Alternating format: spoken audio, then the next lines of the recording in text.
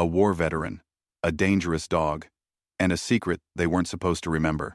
When Luke, a blind ex-soldier, met a traumatized K9 named Shadow, something unspoken passed between them, a word in German, a scar, a buried memory. What followed exposed a system built on silence and sparked a fight for redemption that would shake everything. This isn't just a story about a dog, it's about loyalty, survival, and second chances.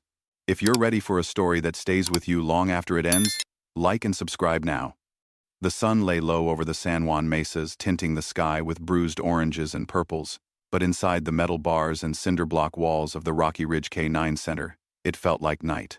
A dog named Shadow paced in his kennel, his paws scraping concrete, a sound like nails on chalkboard 3 times in 2 weeks had he bitten a trainer. Breaking trust, the directors said, was too dangerous to keep alive by morning. Beneath his thick sable coat, his muscles twitched memories, alive in chemical reactions, fear, anger, confusion. 3 trainers stood witness behind splintered glass framed in steel rods clutching clipboards, their faces pinched with defeat. They whispered about euthanization orders, about failed rehab benchmarks, about liability. Yet even as the words sounded final, they seemed to tremble on the edges of hope. Luke Marston arrived on dusty gravel through the gate, shaking under his coat with more memories than sight. His cane tapped on stone, the rhythm slowly but marked with certainty. The gait was carefully practiced but not timid. He bore scars, one along his jaw where shrapnel kissed bone, one across his chest from firefights far from here. He carried more silence than most men could hold, his service record buried under classified tags, his blindness official after that last blast in Kandahar, yet his ears and presence remained sharp. A woman walked beside him, guiding him through the corridors that smelled like antiseptic and regret. She closed her mouth when Luke paused at the door, marked evaluation unit. He listened to the echoes of distant machines, the soft jingle of tags on Shadow's collar, every little detail mapping his surroundings in strange comfort. Colonel Frank Duval stood at the threshold, his posture rigid, still shaped by command, but softened by years of wrong turns and tempered by regret. Frank had been Luke's commander once, long ago, before the war, before the silence after the blast. He had signed Luke's medical discharge, had buried him alive in paperwork and whispers. Yet here he was asking Luke to return to a place both knew implicitly could break them anew. They had called Luke back under pretense of evaluation because no one else had worked with Shadow. Luke's heart thumped not with pride, but dread, for he knew what being forgotten meant. The door opened. Shockwaves of cold air bleach echo. Shadow's growl curled upward from the kennel, a low guttural sound as though his voice cracked from too much yelling. Luke paused, not expecting to see, but to sense.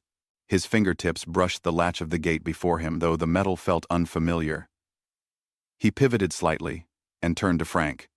"They want me to try because you say I used his command voice once, right?" Luke asked, voice rough as gravel yet edged with something old and certain. Frank met his eyes, though Luke could not see them. "I heard your voice recording in the field once. Shadow went still when the recorder caught you speaking German to him." Luke's throat tightened. "But I never trained him under orders in Germany." "Not officially," Frank admitted. "Unofficial missions you never reported." Luke swallowed. He knelt slowly in front of Shadow's cage cane, tapping once, resting across his lap. He heard Shadow inhale, smelled the damp of his fur, felt fear frozen in the beat between heartbeats. "You're afraid," Luke said, whispering, nearly swallowed in air. "You should be.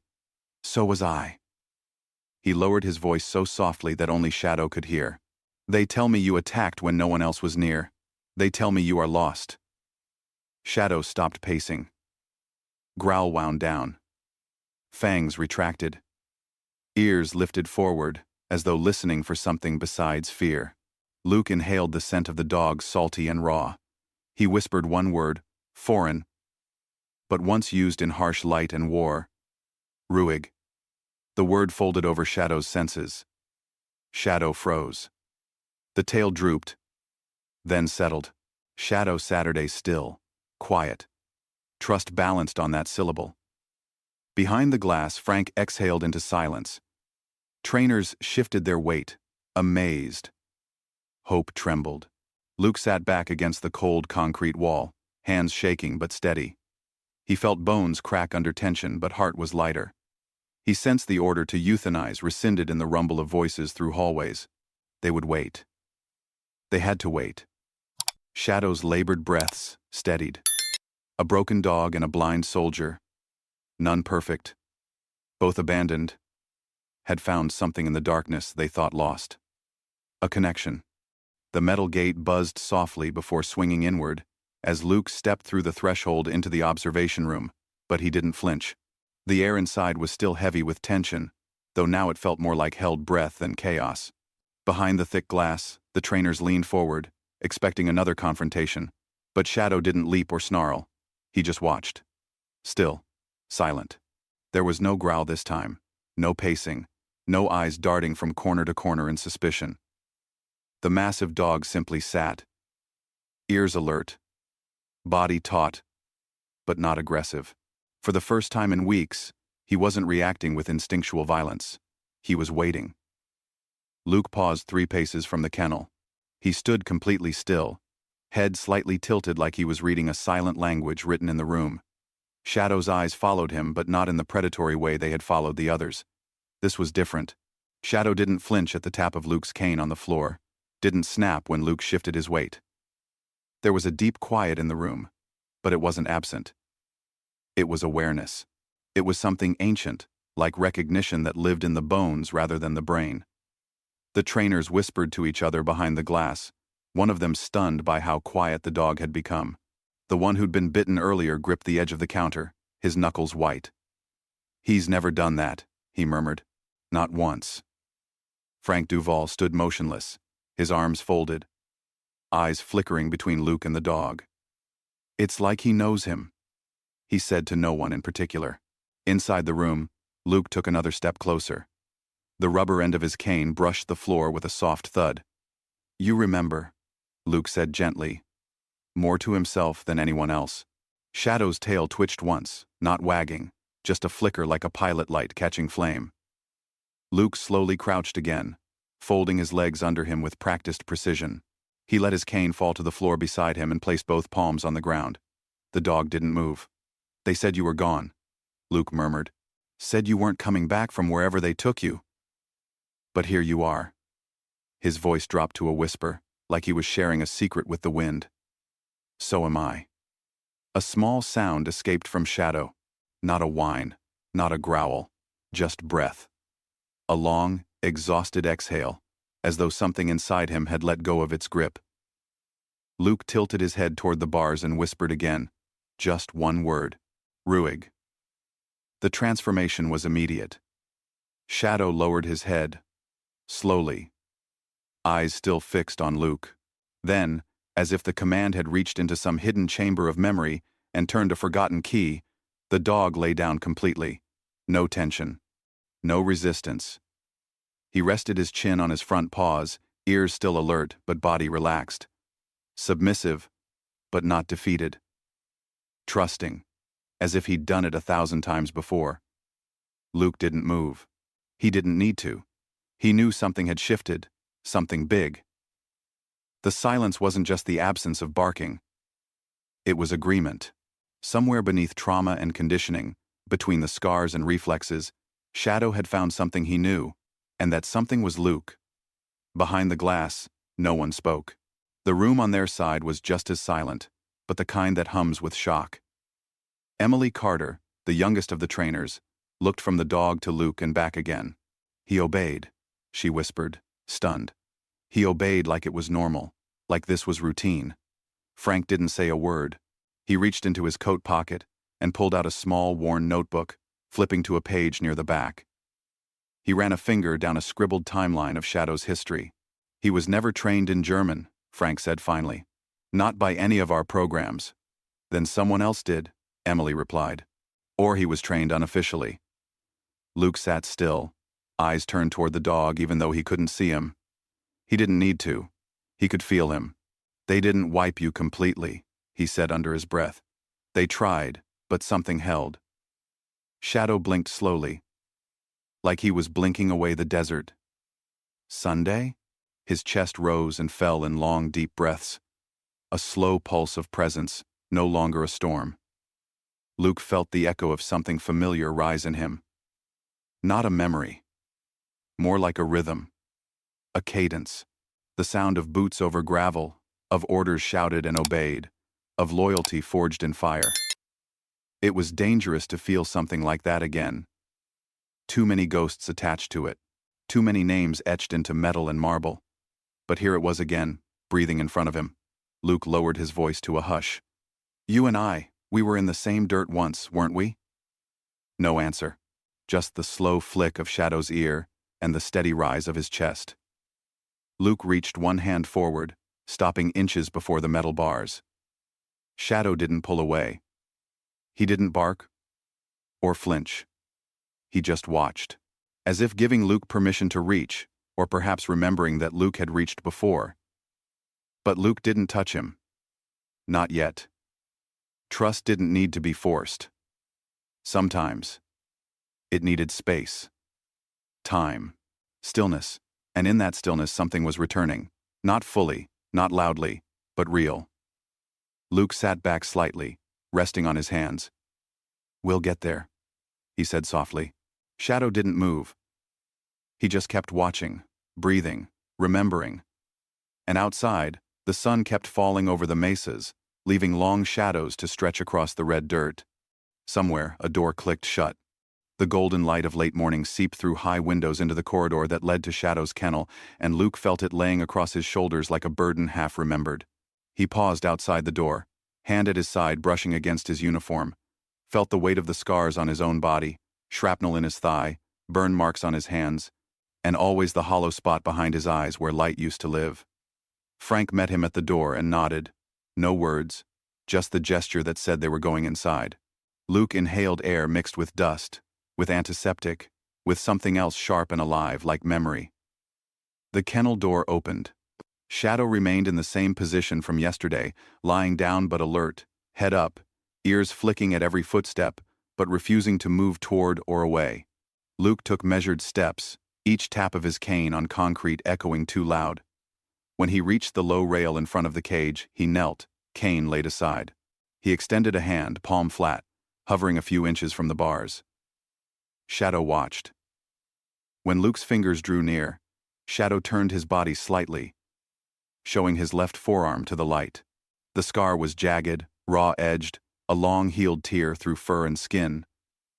The kind of wound sewn up in field dressings, bone exposed, edges roughened. Something in Luke's chest locked. He gasped, not in surprise but recognition. On that same field hospital in Mosul, he had sewn edges of a wound like this, wrapped torn fur and flesh with pieces of uniform, hands shaking with blood and fear, promising the dog he would make him safe. He had looked into eyes like Shadow's then, furious, in pain, uncertain.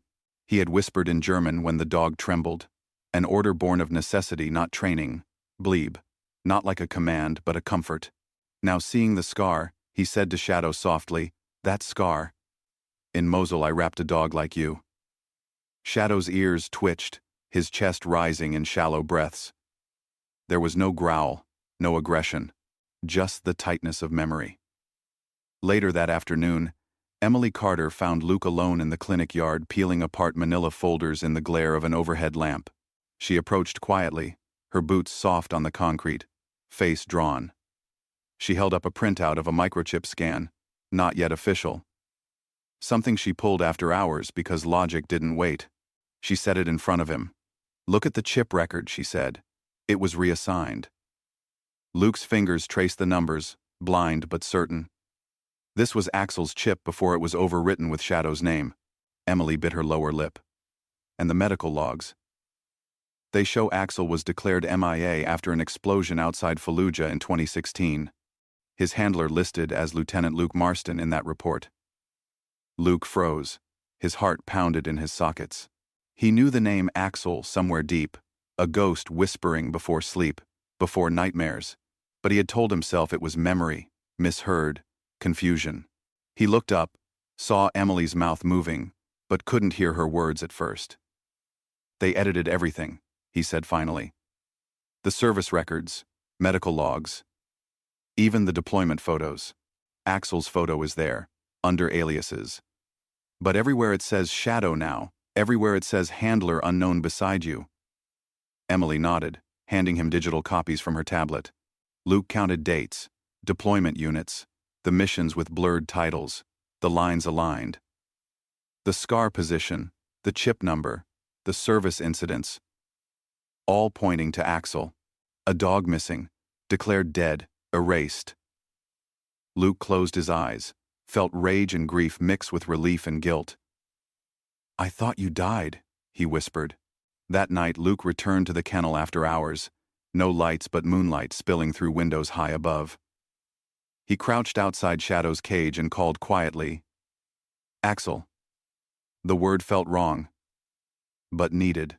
Shadow lifted his head, ear tipping, eyes fixing on Luke's voice. Luke didn't reach in. He didn't need to. He just Saturday. Axel turned fully then, body stiff, tail low but wagging once, a hesitant flick. Luke spoke again. "Axel. I remember you." The room was still, but for that moment, some lock inside Shadow's mind clicked open. Luke felt a pulse of memory, like wires reconnecting across darkness. He pulled back and felt tears behind his closed eyelids. Not for death, for recognition, for rescue, for truth that had been buried. In that moment, Luke knew this was more than a connection. They were linked by duty, by sacrifice, by a lie too heavy to carry alone. He stood slowly, placed his hand on the cage for just a moment, letting Shadow rest his muzzle on the bars inches from Luke's palm. There was warmth in that contact, something neither of them could fake. Light filtered in through dust motes dancing in the air, painting golden patterns on the concrete floor. Luke measured each breath. He needed to walk carefully forward. There were people who wanted Shadow dead, wanted Axel forgotten, records erased. But now he held evidence. Now, he held the dog. And now he had to decide if he would let the truth live or die again. It arrived just after dawn, anonymous, unannounced, a small padded envelope addressed to the Sandstone K9 Rehabilitation Center with no return address. Frank found it in his inbox, buried between grant approvals and disciplinary forms. Inside was a thumb drive, unmarked, plain black plastic. No note, no sender. Just a file named simply Axel, 317. Frank stared at it for a moment, then plugged it into the center's security laptop. The video opened with static, grainy, handheld footage shaking slightly as the camera adjusted. Then came the chaos, the unmistakable sound of live fire and shouting in multiple languages, boots sprinting through smoke, sand swirling through open desert wind. A voice screamed over the noise, calling out in English and Arabic, overlapping with the bark of automatic weapons. A figure appeared in frame, dust-covered, blood on his sleeve, face streaked with ash. Luke, a younger Luke. Blindness hadn't yet claimed his eyes, but pain had already started to build behind them.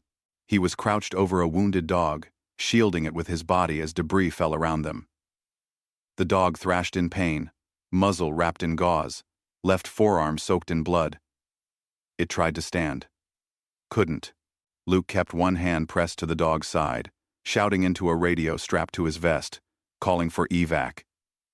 In the background, someone screamed, loud and guttural. A flash lit the screen. Then static. The video cut to black. Frank stared at the monitor long after it ended. He hit replay, watched it again, and again. There was no doubt. That dog was Shadow. Axel. Same scar, same weight, same way he flinched from the high-pitched drone in the background. That was the moment. That was when Luke saved him. That was when Axel disappeared. By noon, the staff had gathered around the main conference table, watching the footage in silence. Emily stood behind Luke as he sat motionless, jaw clenched, fists balled on the table's edge. He didn't need to see the video to remember the moment. He could still feel the heat on his back, the scream of mortar fire, the pulse of the dog's heart under his palm. "That's when I thought he died," Luke said. The explosion hit just after evac was confirmed. The whole comms line went dead. I woke up in medbay. They told me the dog didn't make it.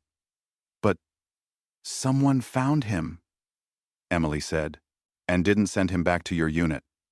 Frank crossed his arms. I've seen this before. Dogs recovered unofficially, passed off to third parties, no questions asked. Contractors, Luke said flatly. Black zone work, off-book missions, no chain of command, no oversight. Emily opened a file on her tablet, flipping through military procurement logs. There's a record of a German Shepherd matching Axel's description reassigned to a private security firm 2 months after that footage was taken. Company dissolved in under a year. No ethics clearance. No post-trauma assessment. Just deployment after deployment. Frank's eyes darkened. They used him. Worse, Luke said. They broke him. Luke pushed back from the table, rising slowly like the weight of the room tried to hold him in place. He walked out without a word. Outside, the air was dry, sun-bright, but he barely felt it. His mind was back there, in that moment, kneeling in the dirt, promising a dog he'd protect him, then leaving him behind without even knowing. Axel had been taken by men who saw him not as a comrade, but a tool, who fed him commands laced with violence, with no debrief, no care, no healing. He was trained to survive, then punished when he didn't forget. No wonder he attacked. No wonder he growled at every voice that wasn't Luke's. He hadn't failed. He had been failed. That evening, Luke returned to the kennel. Shadow, or Axel, rose when he heard the steps. He didn't bark, didn't growl. He Saturday watched. Waited. Luke crouched in front of the cage again, forehead almost touching the bars. I saw it, he said quietly. Someone sent it. They wanted me to remember. Axel shifted forward slightly, slow and cautious, until his muzzle rested against the gate. Luke didn't reach. He only pressed his forehead lightly to the metal. They took you from us, made you into something you're not. Axel didn't move. Just breathed. Slow. Measured. Luke whispered, "But I'm here now." In the background, a breeze stirred through the hallway, lifting dust from forgotten corners. The fluorescent lights above flickered once, like memory trying to return. The next morning the center felt different. Not colder, not louder, just more watched. Luke felt it in the way footsteps paused outside doors, in the way hushed conversations died when he entered a room. The video had circulated through unofficial channels, and though no one spoke of it directly, the silence was an answer in itself. After breakfast, Frank called Luke into his office. The blinds were drawn, the file cabinets locked, the air stale with the weight of conversations that had been rehearsed. Frank sat behind his desk, hands folded in a way that looked calm, but carried tension in the knuckles. He didn't waste time. Luke, he began. What happened with Axel is complicated. Luke remained standing. That wasn't his name anymore. Frank exhaled through his nose. We don't know who sent that footage. Or why. But the more you press into this, the more risk you create. Luke tilted his head. Risk for who? Frank looked away, just for a second. This center depends on military partnerships. Grants. Quiet cooperation. If it comes out that we funneled a K-9 to a contractor without full documentation, Luke finished the sentence, your funding gets cut. Frank didn't deny it. And the board will have to reconsider your presence here if you become a liability. Luke's face stayed calm, but inside something cracked. You mean, if I keep asking questions about the dog who saved my life and was abandoned? Frank's voice softened. That dog is dangerous. And so is the truth, when people aren't ready to hear it. Luke didn't respond. He turned and walked out without another word. That evening, the halls were quieter than usual. Luke sat outside Axel's kennel, his thoughts louder than the hum of the overhead lights. Axel lay curled in the corner, not asleep, just waiting. Luke felt the same. He didn't trust the walls here anymore. Didn't trust the silence. But then Emily appeared, quiet and tense, her hair pulled back tighter than usual, eyes darting toward security cameras. She slipped something into Luke's coat pocket and whispered, "Read it alone." She left without waiting for a reply. Later, in the unused PT room where the cameras didn't reach, Luke opened the small spiral notebook. The pages were worn, scribbled in fast handwriting. Behavior log Shadow compiled over 36 days, read the front. Luke flipped through the entries. Each one marked with time, stimulus, Reaction. Most were brief. 9:05 a.m. Barked at loud whistling. 10:47 refused contact with handler #3. Then something deeper. 12:30 p.m. stillness when male voice speaks German. Response to Platz, partial compliance. Later full compliance when ruhig, repeated in low tone. Another page. 2:15 p.m. paced aggressively after bleach used in kennel cleaning. Increased heart rate. Calmed only after exposure to medical-grade antiseptic wiped near door. Luke's breath caught. The dog reacted to the smell of field hospital disinfectant. Not standard bleach, not ammonia, but the kind used in combat med tents. Another entry. 7 p.m. ignored all English commands. Responsive only to German. Handler unaware. Shadow sat after command. Bleeb. From trainer assistant speaking low. Luke flipped faster now. Page after page showing the same pattern. Resistance to English. Aggression to high voices. Withdrawal in sterile rooms. And the opposite. Calm in the presence of men who carried trauma in their gait. Who spoke soft, low, and in German. This wasn't just conditioning. It was memory. Muscle memory. War memory. He reached the final entry. Day 36. No aggression. With Luke present. First sign of resting state behavior. Follows German cues without visible tension. Possible imprinting? Luke closed the notebook slowly, holding it like something sacred. Emily had risked her job for this. Maybe more. He sat in the dark, breathing in the weight of what it all meant. Axel had never forgotten. The sounds. The smells. The cadence of survival. His mind had stored it like scars stored pain, only revealing it when the world quieted enough for memory to whisper, and someone had tried to erase all of it. Luke padded quietly down the hallway toward Axel's kennel. That night the corridor lights dimmed to a dull glow, casting long shadows on the concrete floor, muffling every echo yet magnifying each heartbeat. Luke carried in his chest. He held Emily's notebook tight in his palm, the thin spiral binding pressed cold against his skin, the entries inside as heavy as lead. Because each one told a story. Axel could not speak with words but told again and again, with trembling back paws. Raised muzzle pulled back in silent pain. Luke paused outside the metal gate, his cane resting against the brick wall, his breathing. Even he did not want to frighten the dog, but he had to test the boundary of memory to know whether Axel could be healed. Axel lifted his head when Luke stepped near, not with barking or aggression but with the subtle stiffening of muscles that spoke of alertness. Born of fear, not threat. Luke knelt down. Partner to the bars. Voice. Soft voice. Low voice. German, Zurück, he said. The command floated through the stillness like a knife. Axel's ears flattened macroscopically. His body convulsed slightly, then reared back toward the corner, tail pressed tight to ribs, head bowed, eyes wide in panic as, though the command reopened, an old wound that had never fully closed. Luke's heart pounded. He pressed his palm to the kennel door, but did not touch the cold metal. He spoke again, steadier. This time? It's okay, Axel. I am here. You are not alone. Axel whimpered, maybe not even intentionally, but the sound shredded whatever calm the night had offered. Then he shrank further away inside the corner, hiding his throat, trembling his body, curled, shadowed by the lean light. Luke's throat tightened. He closed his eyes for a moment, trying to hold his own sanity together, watching Axel recoiling from a word Luke had used countless times, but a word that once had meant punishment in some place far from here, a place of shouting. Boots, whiplash of command, batons, sterile lights overhead, smell of antiseptic and blood. Luke's voice cracked. I didn't mean that I will not let him hurt you again.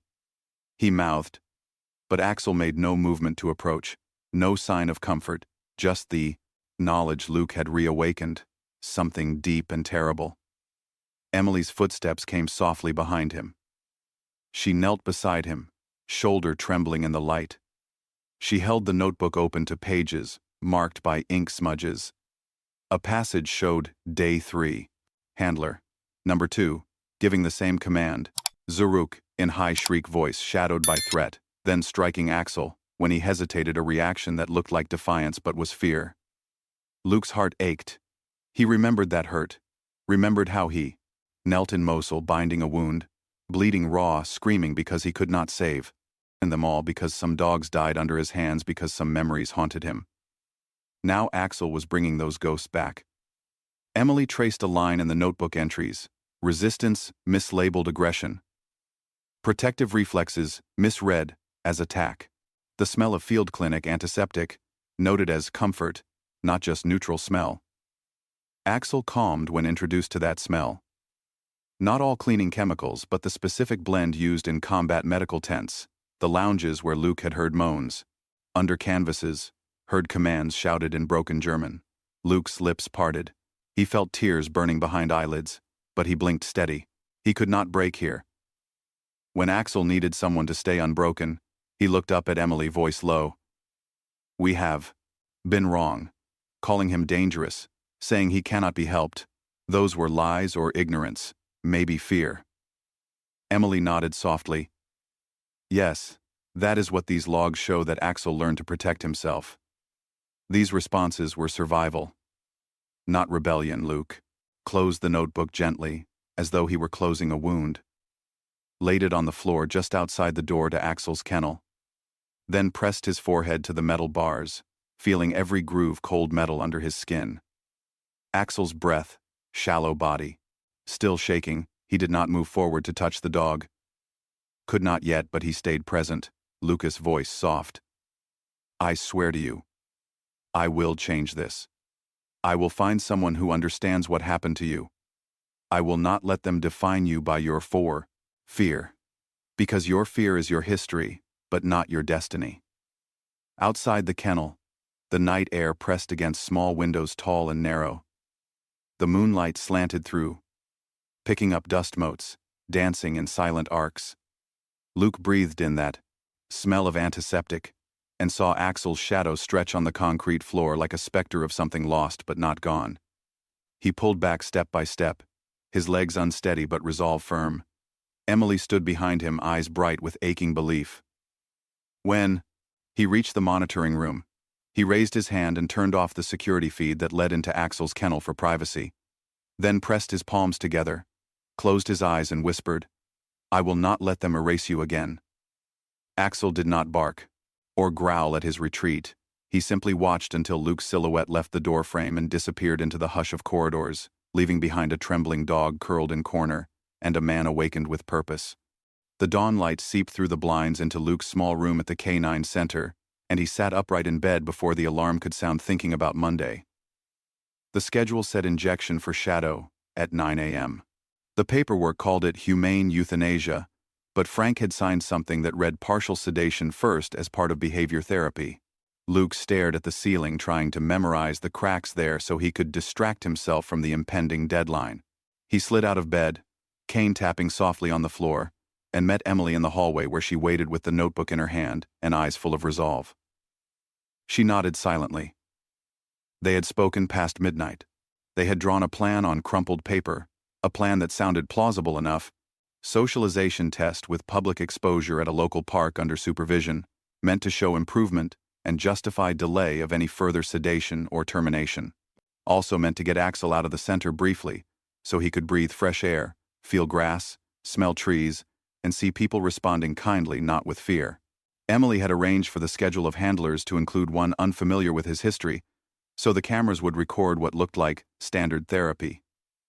But the handlers would avoid triggering commands like Zaruk or Platz, unless Luke was present. Sunday night, Luke packed a travel blanket and some dog treats. Axel tolerated some leash and harness cleaned by Luke's own gear that smelled only of home, not antiseptic or combat. He carried the notebook with entries marked for Monday morning highlighted in red. He reviewed behaviors, responses, and interactions that had produced calm when the tone was low, when the voice was male, but gentle when smell of medical-grade antiseptic was present.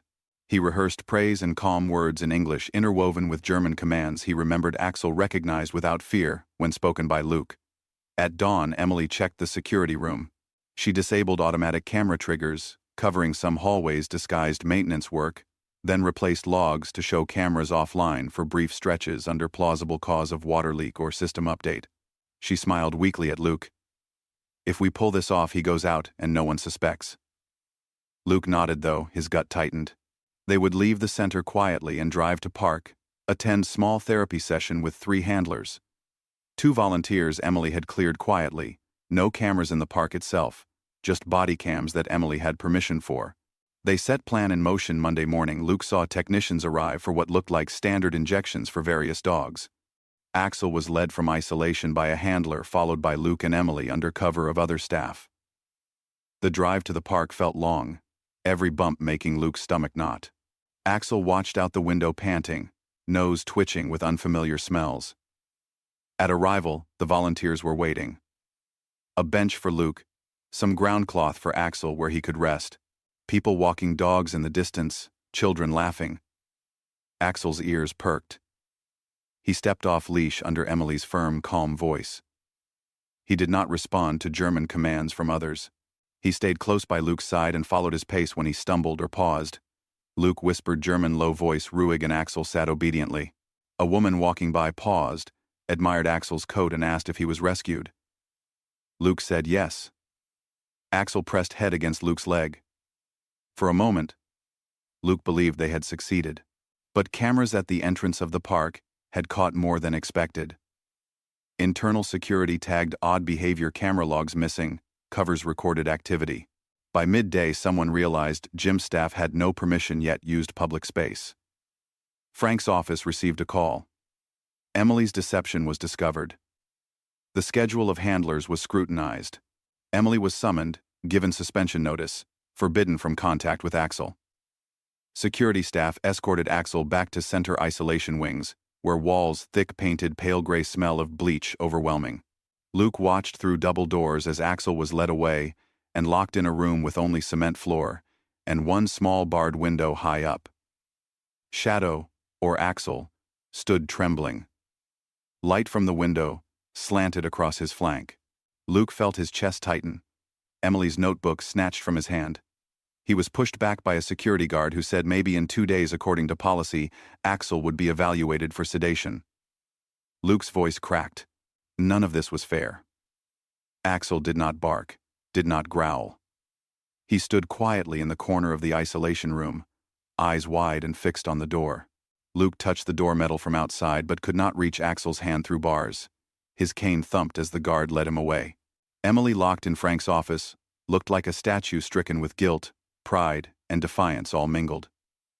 Luke returned to his empty room, with the notebook missing entries for last hour status unknown. He replayed in his mind Axel's calm moments in park, the way Axel had laid his muzzle on Luke's leg, the way the earth under paw pads had felt warm. He thought about the walls in the isolation room and the smell of bleach saturating Axel's fur. He felt rage and sorrow swirl together. They had almost done it. They had almost saved Axel from the system that wanted to erase him. Luke pressed fist against chest, trying to quell the ache. He knew this loss would either break him or fuel him. And he would choose fuel, because Axel needed someone who would not quit. Luke woke early that day with adrenaline pulling him from sleep. The isolation room gate echoed in his mind, Axel's pale flank visible through bars. The smell of bleach was so strong it stung his nostrils. He could not let that moment be the end. He called every local reporter he knew, sent emails to small stations and college media independent outlets, and begged them to come to the town hall that evening. His voice cracked when he spoke about betrayal, about names erased, about a service dog turned tool for contractors. He promised documents, photographs, video evidence, behavioral logs, all verified by Emily and insiders. Volunteers arranged chairs at the town hall stage near rising sunlight filtered through stained glass windows, casting colored stripes on hardwood floors. People gathered, journalists with recorders and cameras, veterans with memory in their gaze, neighbors who walked by the center every morning. Luke stepped up to the podium, nerves twisting his gut. He felt vulnerable yet righteous. He began by telling Axel's true name, Axel, not Shadow. He showed the video of the rescue in smoke and rubble. He showed chip records, changed overwritten behavioral logs, noting aggression responses tied to German command voices and antiseptic smells. He displayed entries where Axel cowered under Zaruk and yelled command voices.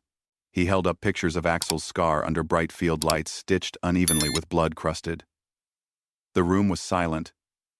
Then tears in some eyes, anger in others. He spoke for truth and for Axel, and for every dog who has been silenced by paperwork and fear. A reporter raised hand and asked about the responsibility of the contractors of center directors. Luke did not waver. He said those who hide under contract void chains of command, those who deny oversight are complicit. He ended by saying he would deliver the full file to authorities and the rest of the world. The local station streamed live the entire night. The feed flickered through poor connections, through phone cameras, through local news cameras. Word spread fast across social media. Hundreds of thousands of views by midnight. Clips shared by veterans groups, by humane societies, by watchdog NGOs, by citizens who could not believe such betrayal.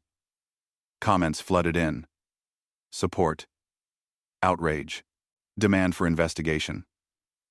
Luke sat later behind stage, breathless from speaking. Emily at his side, handing him water bottle, trembling but proud. They watched on phone screens as the county sheriff office issued a statement opening an independent inquiry. State legislature representatives called for oversight.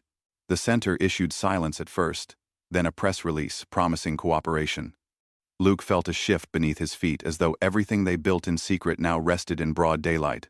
Meanwhile, Axel stood in the isolation wing at the center locked door behind him. Static cameras trained, always capturing but filtered by center staff. He heard muted sounds of the town hall broadcast echoing faintly through the walls, watched lights flicker overhead, imagined voices rising in applause, or fury, or both. His tail flicked once when someone outside said Axel is a hero. He did not move, but something eased. The door crackled with tension of change. Luke's phone buzzed. Messages from reporters asking for access to logs, asking for interviews. Some demanding to know who approved contractors who suppressed reports. Others offering legal help. Emily looked at Luke, eyes wide, and said, "We did it. We forced the truth out." But she also looked frightened. Because truth unleashed questions about what would break, because many powerful people had benefited from Axel's erasure. Luke clenched fist gently and resolved to fold it inward. He said, "This is not revenge. This is restoration." And as dawn light rose over town hall steps, he saw the center's silhouette looming beyond oak trees, beyond the roads, beyond everything built to keep Axel's name buried, now exposed. Luke awakened early that Tuesday with tremors in his hands, though his eyes saw nothing, his mind full of possibility. The investigation had forced the center to grant Axel a temporary reprieve, a stay instead of euthanasia, and Luke received the notice in typed official notice, signature of county court judge included. The behavior restoration program began at that moment. Axel was allowed out of isolation, into a specialized wing, under direct supervision of 2 veteran canine behaviorists, licensed therapists, and Luke himself. He walked into the restored kennel wing at noon that day with modest hope strapped to his spine. Axel lay on a rubber mat under filtered sunlight through skylight windows, ears flicking when Luke entered. The smells were softer there. Clean earth, warm straw, faint antiseptic but mixed with fresh air. Luke knelt, cane resting aside, and greeted Axel, calling him by name, not Shadow anymore, Axel. He offered treats he had prepared. Chew, safe sticks, bits of cooked chicken pieces he had chosen because Axel tolerated them in the park. The handlers watched, taking notes, speaking quietly among themselves about incremental changes, less jumpiness at door slams, fewer snaps when loud voices outside. Luke praised Axel gently, touch soft, voice calm. Over several sessions, Axel followed cues in English more confidently, though still responded strongest when Luke used low German commands or restful tones. On the 5th day, the program coordinator, Dr. Simone Hayes, arranged a group therapy day involving children diagnosed with PTSD, brought in for pet therapy in a wing of the center designed for desensitization and trust building. Children sat on mats, coloring, building blocks, some small murals of dogs painted on the walls, laughter faint but present. Luke stood at edge of the room with Axel seated beside him. One little boy, about 8 years old, tripped over a block. Chairs toppled, toys scattered, noise erupted, crying, expletives, startled shouts. Most dogs in that setting would flinch, bite, or retreat. Axel stiffened, eyes wide, hackles rising faintly. Luke spoke low. "Ruhig." Axel did not snap. Instead, he pushed forward among children, circled the fallen boy protectively, growled low, non-threatening. Posture stiff but steady. He stood between the boy and chaos, ears back but not aggressive, tongue lolling in pant, not shouting. The child's caregiver rushed in, gathering fallen toys, checking scrapes. Axel remained. When the caregiver called him with soft voice, Axel backed off slowly, tail wagging in small, uncertain sweeps.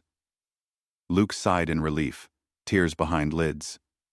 He held the moment in his chest. The handlers murmured impressed, some with tears. For the first time, Axel had acted neither in fear nor in aggression, but in protection. That night, Luke reviewed behavior logs entries. Faultless over other sessions, in controlled stimuli. This event formed a turning point. Emily visited, after hours, quietly, carrying the behaviorist report. It noted Axel's reaction under stress, his ability to choose calm over reflex when Luke or another safe voice was present. She showed Luke metrics. Heart rate fluctuations much lower than before. Cortisol samples from saliva swabs, indicating reduced stress in presence of children when soft German cues used. Observation reports from therapists confirming that Axel recognized safety, not just in words, but in tone and environment. Luke felt the weight of all the long nights of fear, of being told to abandon hope, of seeing Axel called dangerous when Axel had been surviving. He whispered in the dark, "You are more than what they said you were." Axel curled in the corner of his room, breathing soft now, not trembling from every sound. Through the thin barred window he saw moonlight slanted across the floor, shadows softening. The following morning they scheduled Axel's first supervised visit outside the center grounds, to a quiet garden space for therapy with Luke and one child who had lost a parent and walked stiff and guarded.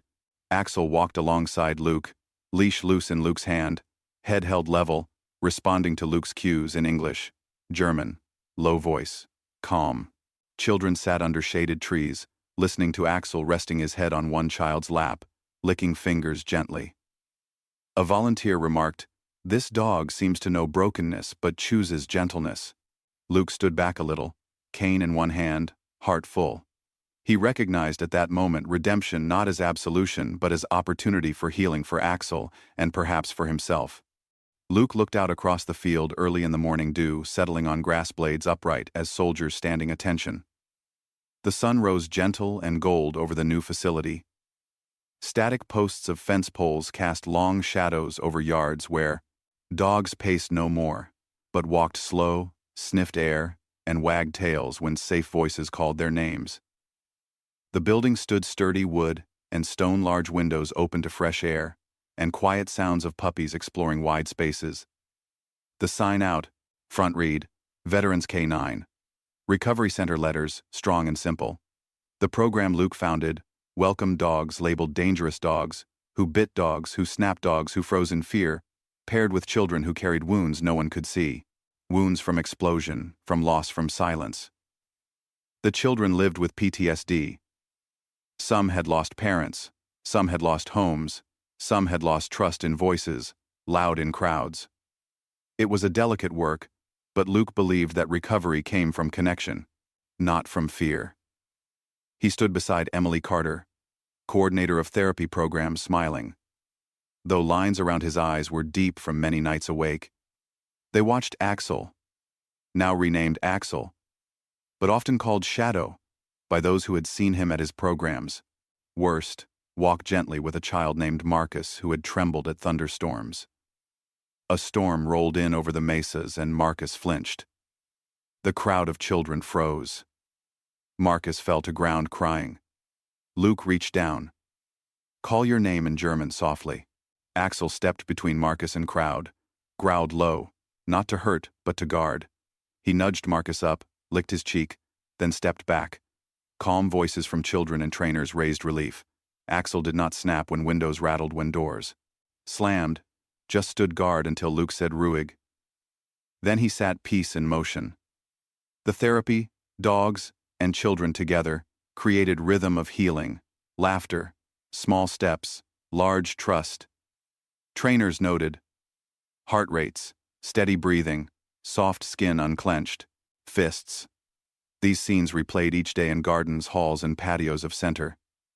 Volunteers, veterans, scholars, therapists, all taught soft voice, tone, patience. Axel led walks at dusk. Children around him, shadows long but not frightening. Luke built classrooms where dogs recovered from abuse, shared space with children, painting murals, dog paws and little handprints side by side. Teaching the children that animals like them had stories like theirs, had scars like theirs, had hope like theirs. On one wall, a mural showed Axel mid-rescue, smoke in background, hand outstretched over debris and child arms. Reaching up another wall showed Axel curled beside a sleeping veteran, whispering words, not of command but of kindness. The center thrived because truth had power. People came from other states. Families of dogs believed dangerous to surrender animals once condemned. To heal them here, besides children who know loss, they found hope. Hope that voices once broken could hold tenderness. Hope that safety could be reclaimed by both dog and human. At dedication ceremony, Luke walked to memorial board, set under oak tree, planted by veterans. He ran hand along smooth wood around engraved brass letters. The board read, Shadow, the dog. No one believed in, but who believed in us all. People there whispered. To the name Shadow with tear-lit eyes, veterans saluted, children placed flowers by board. Visitors knelt to read, engraving.